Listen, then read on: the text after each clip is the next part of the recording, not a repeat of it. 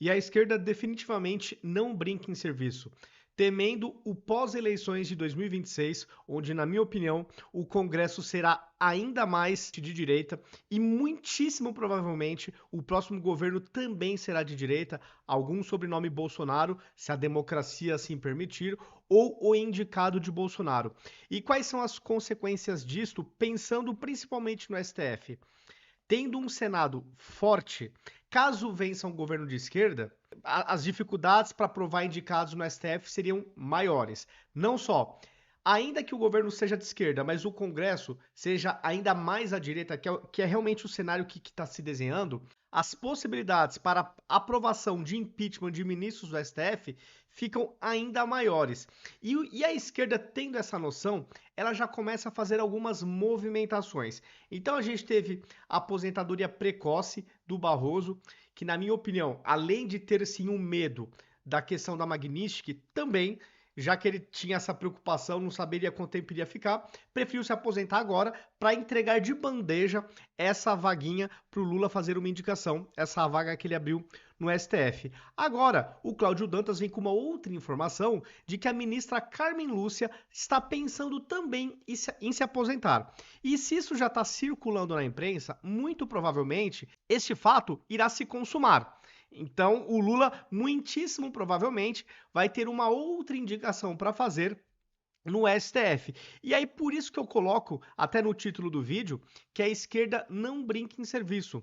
Temendo um Congresso mais forte e uma possível derrota eleitoral para a presidência da República, eles já estão trocando o STF e tirando as possibilidades ou diminuindo as possibilidades para o próximo presidente da República fazer uma indicação. Isso, para mim, é uma estratégia pura, uma inteligência da esquerda. Soma-se a isso o fato do PGR estar propondo uma mudança para a competência de quem pede impeachment de ministros do STF. Hoje, um cidadão pode fazer esse pedido.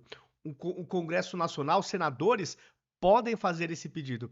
O PGR está querendo trazer para si essa competência exclusiva.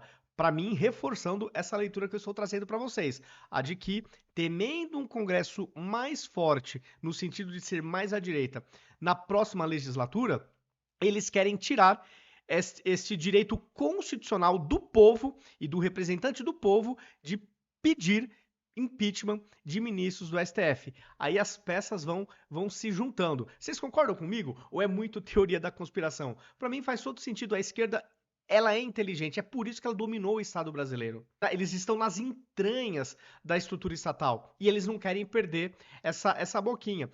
Pensando aí em STF, né, esse poder judiciário, eu digo suposto poder judiciário porque hoje o STF é escancaradamente um poder político. Os ministros já não têm nem mais constrangimentos em mostrar sua posição ideológica, que odeiam o Bolsonaro, rotulam a direita de extrema direita. Eles estão felizes da vida em deixar claro que eles são atores políticos e não jurídicos. E aí, claro, eles sofrem todas as consequências de um político. Vai ter os que gostam e vai ter os que detestam. Se eles se manifestassem apenas nos autos, sendo escravo da Constituição, o desgaste seria muito menor. Mas a esquerda vendo, e aliás a esquerda colaborou para que o judiciário se politizasse nessa medida tão exagerada, rasgando a Constituição, sendo realmente muitas vezes uma justiça inconstitucional nas suas atitudes, na sua forma de ser e de agir. O que a esquerda pensou? A gente não pode perder o controle do STF. Afinal de contas, o STF, né? Isso é a visão da esquerda. O STF hoje é uma ferramenta importante de opressão da oposição, de perseguição da oposição. Então eles não querem perder jamais a hegemonia na cúpula do judiciário. E para mim explica todas essas movimentações. Existe uma outra leitura também em relação a essa possível aposentadoria precoce da Carmen Lúcia, que possa ter também motivações similares ao que justificou Barroso, que é a questão da Magnitsky, essa preocupação em ser sancionado. Não, realmente, isso é uma leitura bem possível, mas eu acho que as duas não se eliminam. Junta-se o medo de uma sanção com essa estratégia da esquerda ficar ainda dominando o STF. Eu acho que uma leitura não anula a outra.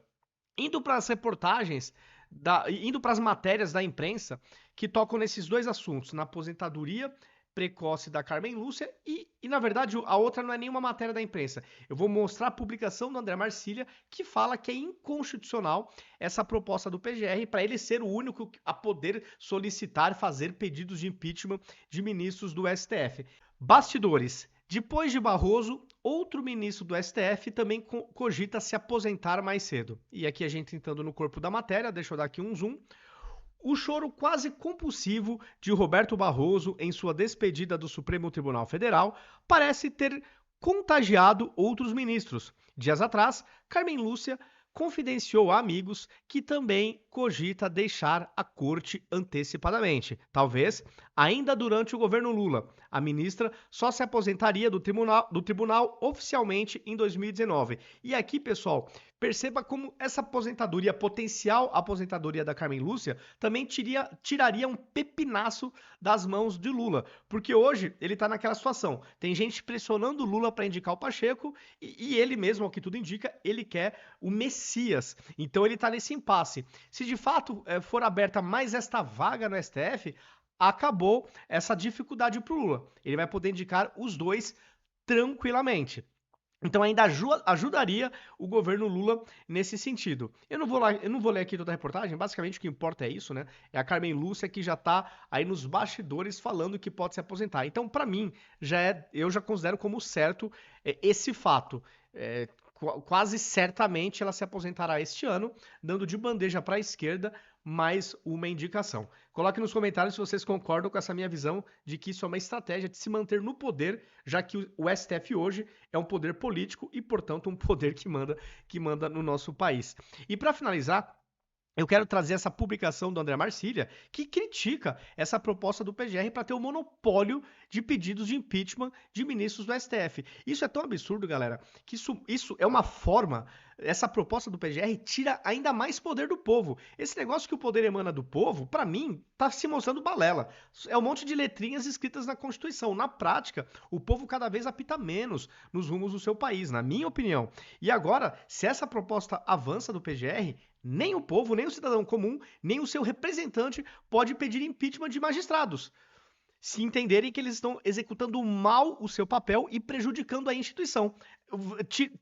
Não teremos mais esse direito.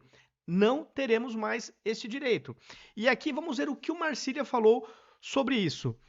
A pretensão da PGR de promover o impeachment de ministros do STF é absurda e inconstitucional. O impeachment de ministros é competência do Senado Federal, artigo 52 da Constituição. Retirar essa atribuição do Legislativo significa usurpar sua prerrogativa e violar a separação de poderes, artigo 2º da Constituição Federal. Isso porque a PGR está hoje atrelada ao STF, funcionando como extensão da vontade da Corte. Confiar a ele a tarefa de impugnar ministros seria o mesmo que permitir que o réu julgasse a si mesmo. Perfeito. A iniciativa também contraria o artigo 129 da Constituição, que define as funções da PGR. O impeachment é um processo político, não apenas jurídico, o que o torna incompatível com as funções constitucionais atribuídas à PGR. Então, é uma excrescência. Mas no Brasil de hoje, isso pode avançar. Isso que é o pior, porque os ministros do STF podem sim, nos bastidores, pressionar os congressistas que têm rabo preso a votarem a favor nesse sentido. Porque é óbvio que os magistrados temem a próxima legislatura do Congresso Nacional, que vai ser sim mais à direita. Então é uma forma de se protegerem, não tenho a menor dúvida. E é também uma forma do corporativismo estatal se consolidar no Estado brasileiro. É o Estado se protegendo do cidadão. É o Estado se protegendo de decisões políticas legítimas, constitucionais. Isso não pode avançar. Isso aqui, pessoal, se avançar, é um absurdo total. Como bem diz o Marcília, é inconstitucional. Mas como o nosso país vive tempos sombrios, eu costumo dizer, né, que o Brasil é uma várzea, ultimamente se tornou uma várzea, com todo o respeito que a várzea merece, mas essa é a realidade, está uma zona institucional no nosso país. A Constituição está sendo tratada a socos e pontapés por quem deveria defendê-la cegamente, pelo seu guardião, mas a gente vê que isso não está acontecendo. E especialistas aos montes vêm denunciando nos últimos tempos essa destruição da nossa Constituição. Ela está lá esquecida. Parece, eu fico com a impressão que eles só utilizam quando convém. Quando não convém, é a vontade dos magistrados. É por isso que muitos falam que o Brasil hoje tem 12 constituições. A do STF como um todo, como um colegiado, e a Constituição que está na cabeça de cada ministro. Cada um votando, muitas vezes, de forma monocrática, com as suas crenças, não necessariamente se respaldando pela Constituição. Isso é uma coisa que está criando um senso comum na sociedade, né? E essa parceria com a PGR preocupa, obviamente. Espero que essa proposta não prospere, que os cidadãos continuem podendo pedir impeachment de ministros, como o Congresso Nacional também. Porque, como bem lembrou Marcília, não é só questão política, não é só questão jurídica, impeachment.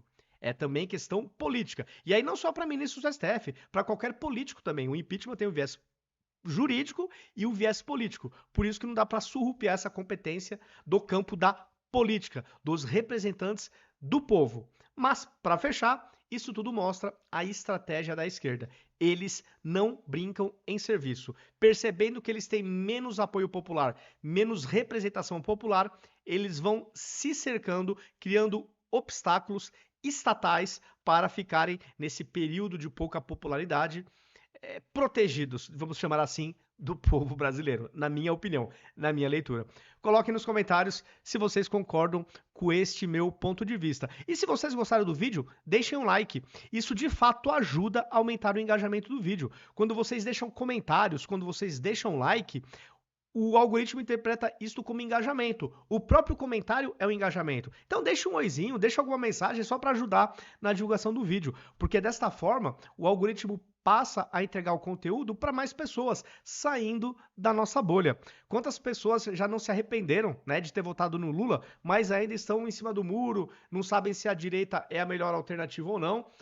Então esses conteúdos precisam sair da nossa bolha.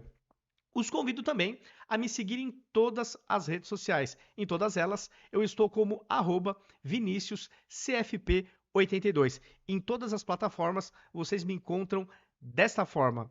Dado o recado, feito o convite, até o próximo vídeo. Se você chegou até aqui, é um bom sinal. Para assistir os vídeos completos, acesse nosso site ou baixe nosso aplicativo totalmente grátis.